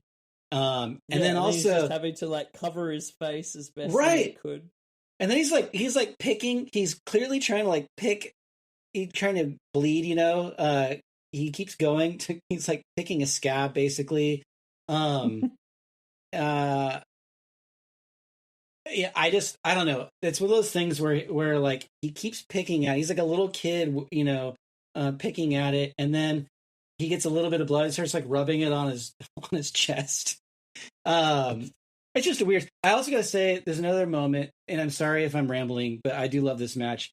There is the first like few minutes of this match, Cerebro is just like taking it to Hijo del Santo, and he's got him cornered, and he's like he's beating him up, and then it cuts to a close up of Santito's mask, and the camera pulls away and reveals a little kid wearing the mask.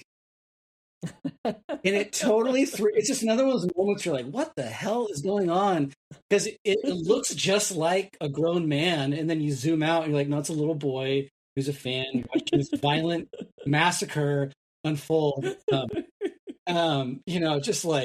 Just awesome.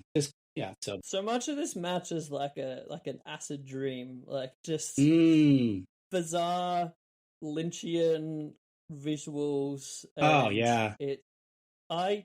It's so wild. Like the first round is just from the moment of the start of it, Cerebro, which Dr. Cerebro, I looked this up today, officially translates to Dr. Brain, which may be my new favorite wrestling name of all time.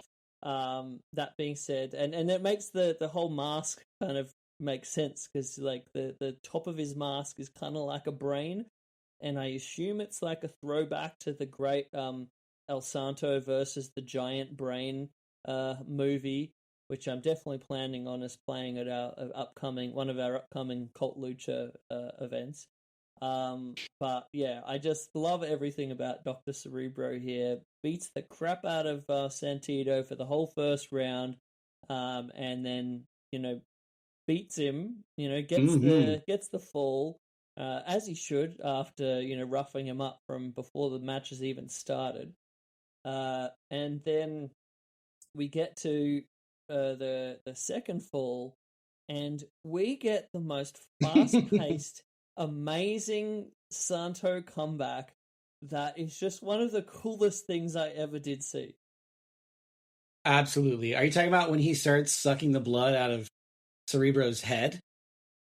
Yeah, and like it Yeah. just all happened so fast, and you're like, "Whoa!" Now Cerebro is just bleeding a gusher. Oh What even was my God. that from? I counted it like he's gnawing at his head for nearly 1 minute. Like it's just so over the top and obscure and just strange and awesome. And then next time you see him, he's putting him in the cable clutch, and his head is like his mask is red. It's no longer It white. is It's soaked. so good. Oh my god. Um, I also gotta say, the first fall when Cerebro's holding Santito upside down is like that gnarly kind of like he's upside down, and the ref, he calls it, and It's then one of the coolest wacky dude, lucha submissions ever. Like I got flashbacks when I was watching it, like to when I used to still wrestle, and I'd watch stuff like this, and I'm like, oh, dude, I've got to do that like in an upcoming match. Like that'd be the sickest thing ever. And I had to like refresh myself, like, Chris, you haven't wrestled in 12 years, so I will not be stealing that one. it looks But so cool. awesome. Well, then he just drops him on his head. I watched the replay. Like he just kind of like throws him. It's just a very violent match. But I had to call that out. And yeah, oh my god, had you seen? Is that a common kind of hold? Had you seen that before? Yeah, I've Okay. seen maybe if not that, like similar variations of it from like those sort of Yave Hmm. maestros like your, Negra Navarro, Skyder or Solar, those kind of masters like or um Virus as well. I think I might have seen him use it before. But yeah, still like such a really, really cool move. And like one of those ones exactly like you're saying earlier, as soon as you locked into that, there's no getting out. Like Dude, nasty. It's nasty. mm, Um, yeah. And then I also gotta say, I gotta call out your illustration on this because I think it happens in the third fall. I think I know that where he's like picking I his can't mask. remember whether it was second or third, but yeah, if you say the Um, third, I believe you. I might be wrong, but I love your illustration. I love the bubblegum pink, and you're kind of playing with that there. But um, yeah, dude. So I think after you posted it, I was like, can I buy one of those? Because I got right here You actually. did. Because it, Thank you. yeah, no, because it's so awesome. But yeah, dude. I mean, the third fall. We should probably talk about the third fall because it's gets pretty insane.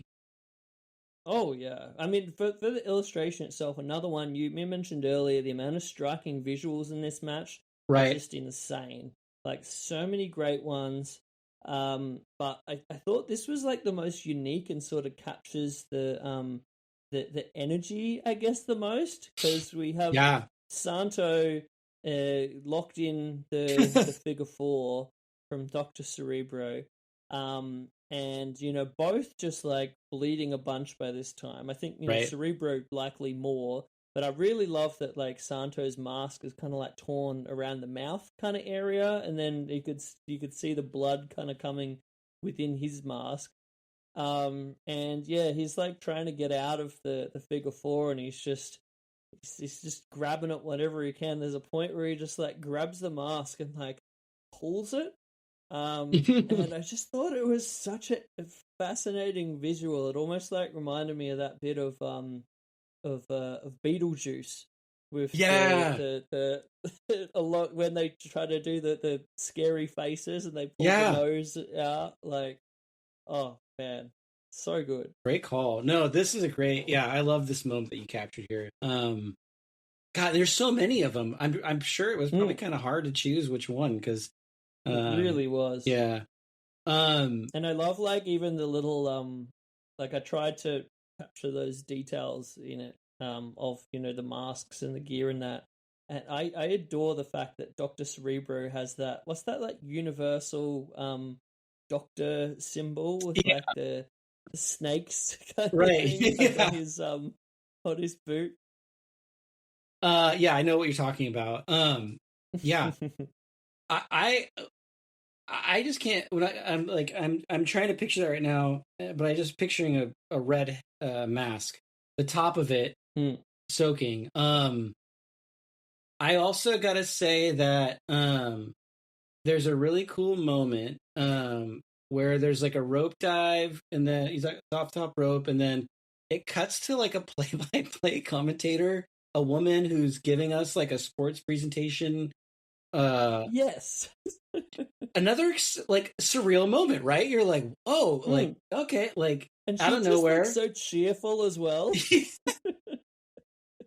It's like things like that the wrestling is incredible, but also so is the presentation. So is like these random characters, right? You know, like there's the little boy in the mask, there's the guy announcing the ring, and now we have this play-by-play commentator lady, you know, with the guys kind of in the background. Yeah, goddamn, I'm trying to think of other stuff. And the overall atmosphere as well, again, like such a cool building. Yes. Arena in Alcalpan is like dude. I've always wanted to go to. I didn't. That was one of the ones that I didn't quite get to on that trip to Mexico I did the other year. So definitely will be my plans for whenever I get there next. But really cool venue, really cool sort of like purpose built wrestling arena. Right. Like smaller capacity, so everyone's kind of like so close to the ring. I love how it has those like levels in the bleacher kind of like seating as you get a bit further back. I always thought it's such a cool venue, and I think it adds to the overall atmosphere of this awesome match. I totally agree. Here's another fantasy. It just popped up. I'm there. I'm watching this match live. I'm in this place because I actually Googled this arena. I want to look at it some more. Mainly because there's that spot where they enter. There's like a red and purplish ramp, if I remember right, and there's some action going on there, and the audience is like, it just looks so cool. God, yeah, I'm kind of sorry if I'm going over the place, but I'm just flooded with imagery. To continue that, a fun little stat about this arena. So they would sort of remodel it a little bit as time would go on, and now they have this sort of like epic stairway that goes up the middle of the bleachers, and they have this massive kind of like mask with like evil light up eyes over the top of the entrance as it is now. And they actually used this arena in some of the key scenes of Nacho Libre. So that might like ring a bell of maybe looking a little bit familiar. Yeah, I actually got a Nacho Libre tape in the video plant. Believe it or not, for a rewatch of that one, my friend. It's one of the latest release tapes. I don't know how Nickelodeon did it, but it's an actual official Nacho Libre VHS from like 2006. Yeah, that movie is awesome. Amazing. I loved it. I have to watch it again. Same.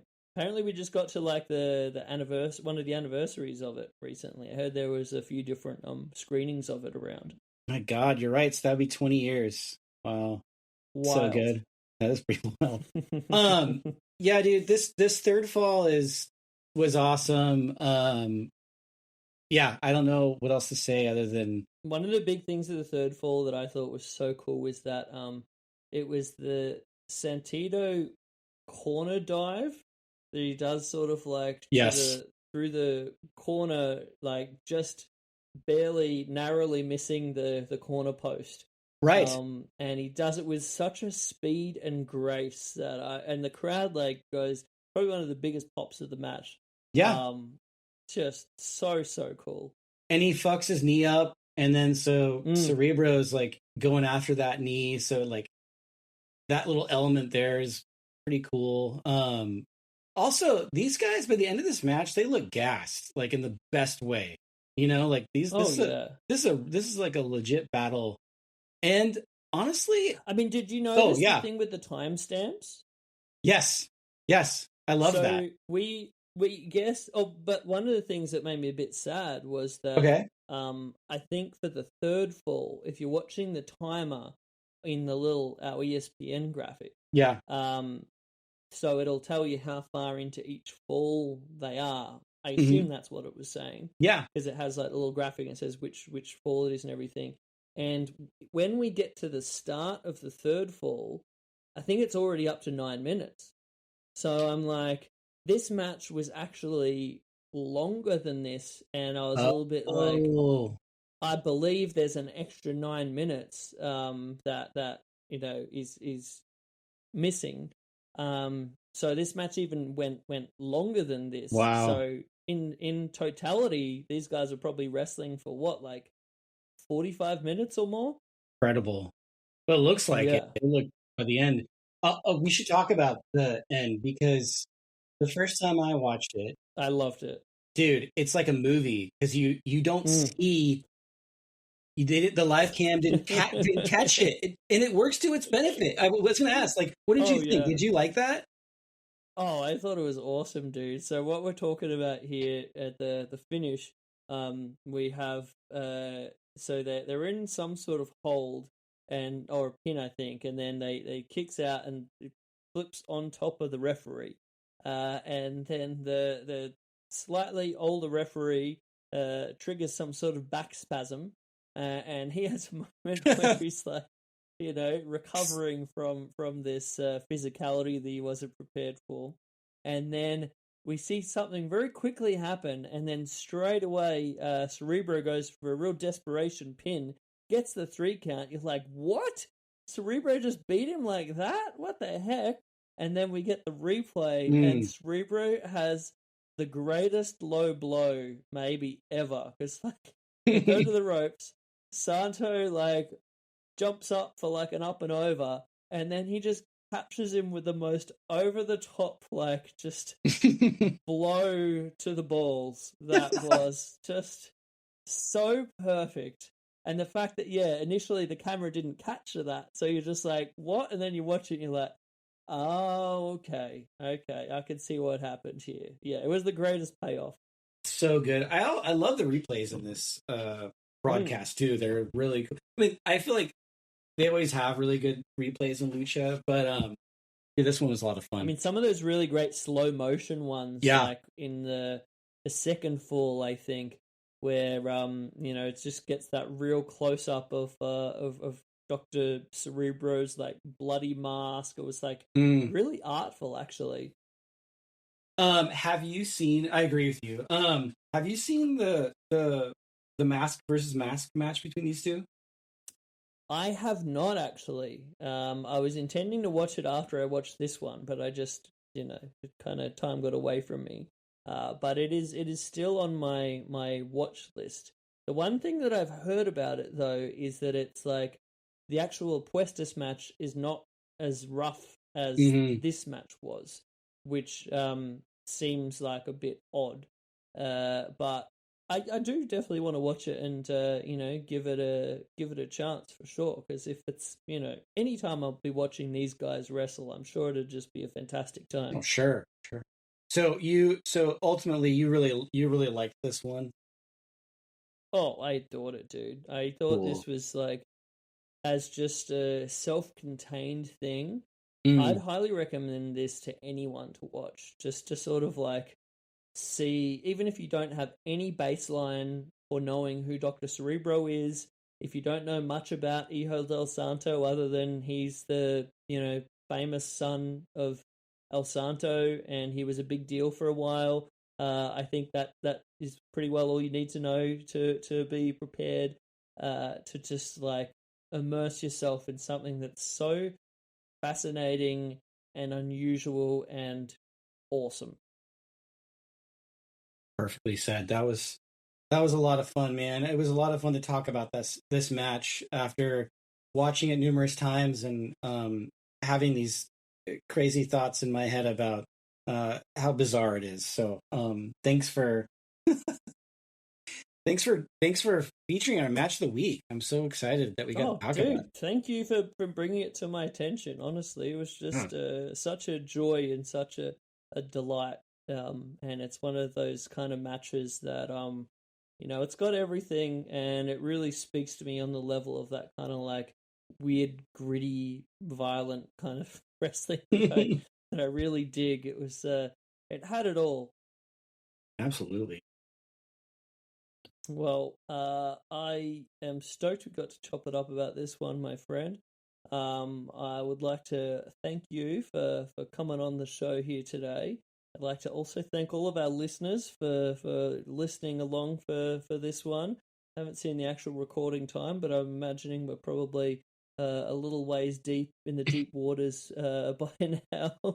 Also, big thank you to the great team at Social Suplex for allowing me to do this podcast. Socialsuplex.com is the home of that, and they also have a bunch of other fun wrestling podcasts that you can check out, from One Nation Radio to Keeping It Strong Style to the Trish and Sarah podcast, Tunnel Talk, AEW Match Recommendation Podcast, Imps WWE Adventure.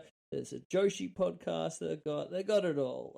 Socialsuplex.com. Thank you very much, team. And christhings.com.au is the home of my art. Chris Things on Instagram. And yeah, if you would like to procure prints of any of these Match of the Week illustrations, christhings.com.au is the place to go. But yeah, dude, thank you so much for your time this week. And I don't know, there's something about talking to you about wrestling and nerding out about wrestling that just makes me so happy. Oh my God, same, dude. I had so much fun. It's always fun, and I hope to do it again. Yeah, dude, absolutely. There's certain matches that, certain people I'm like, all right, this is the person I got to at least give the right of first refusal for. So yeah, there's a lot that I'll be thinking, oh, this is probably a Richard kind of one. Oh, thank you so much. No, it's a lot of fun to talk about these like hidden gems and nerd out about wrestling. So thank you so much. It's just what I needed after a long work day. So I'm feeling really happy right now. Awesome, dude. Thank you. Of course, Video Plant is the thing that I often find myself talking very enthusiastically about to different people that I meet through my different art traveling adventures. I think I mentioned to you when I did the Sydney Oddities one, there was a great couple that I got talking to about some very obscure movies and about the love for physical media and all that kind of stuff. And so, of course, I was telling them about the Video Plant art installation project, I guess, is what I would describe it as. That's a good. But yeah, we've got video.plant on Instagram. But any other updates for fans of anything to expect in the future? Yes, I'm working with all my free time. I'm working on this Video Plant labyrinth style website. I'm really excited about it. It's taking a long time, but as all the best things do. Yeah, I'm trying to enjoy the process of how long it's taking rather than, I guess, rushing through it. But I think it's nearing. I added a wrinkle to it that's wrestling related that I'm excited to have. It needed a little extra something, and so it's just taking a little bit longer. But hopefully in the near future, when I'm on one of these fun nerd out sessions, I can mention that it's live. So it's hopefully coming in the very, very near future.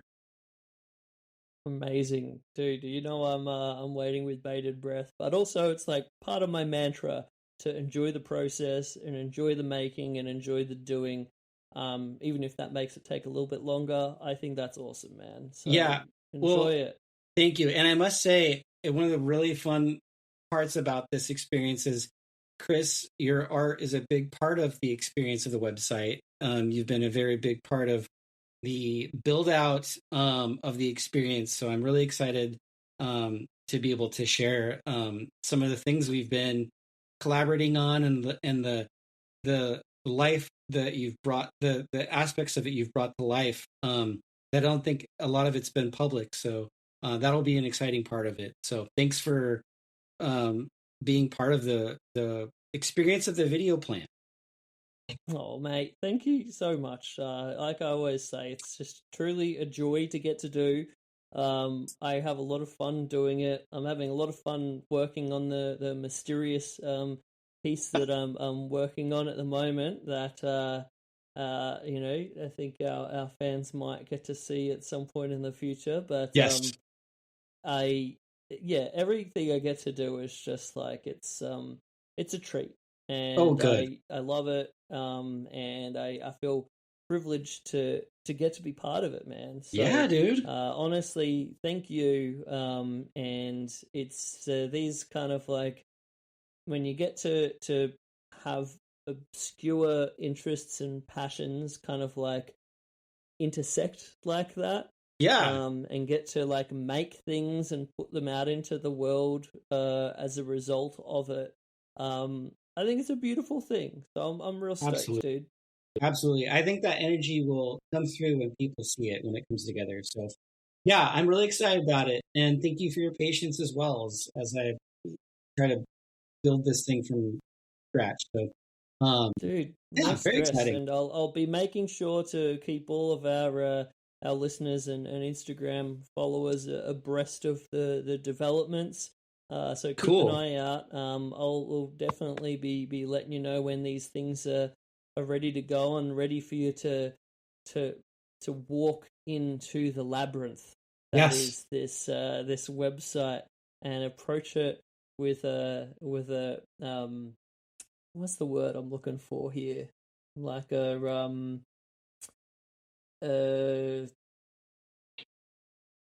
exploratory spirit. I Yes. think that's that might not be the exact word I was going for. It's but I think that's the trick. a digital cabinet of curiosities, maybe. Yes. We will see. Heck yeah. God, now I've like overhyped it. It's just this like super dinky. No. It'll be fun. It'll be cool. It'll be fun. If anything, it'll be fun. But anyhow, yeah, dude.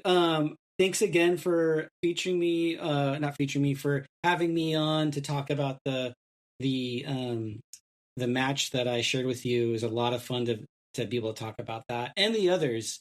And like I said, I think this Mil Mascaras Destroyer match is an all-timer for me. So it'll be a special place in my my wrestling list of all-time favorite rewatchable matches. Oh, stoked, dude. Well, I hope both of us can also continue to go down that rabbit hole of all these guys, and hopefully we've maybe open up a little bit of curiosity with some of our listeners who can possibly do the same. Yeah, absolutely. All right. Well, I think that's the end for today. Thank you once more, my friend. This has just been an absolute blast. Thank you so much. And yeah, until the next time, I hope everybody has a good day. All right, everybody, have a lovely week, a couple of weeks until we speak to you next. This has been Wrestling Art with Chris Things. I am Chris Things Brian. Enjoy. The hammerlock. I do the hammerlock. Do the hammerlock, you turkey necks. Yeah, do the hammerlock. I do the hammerlock. Everybody's doing it. Do the eye gouge. Yeah, do the eye gouge. Do the eye gouge, you turkey necks. Yeah, do the eye gouge. I do the eye gouge. Everybody's doing it.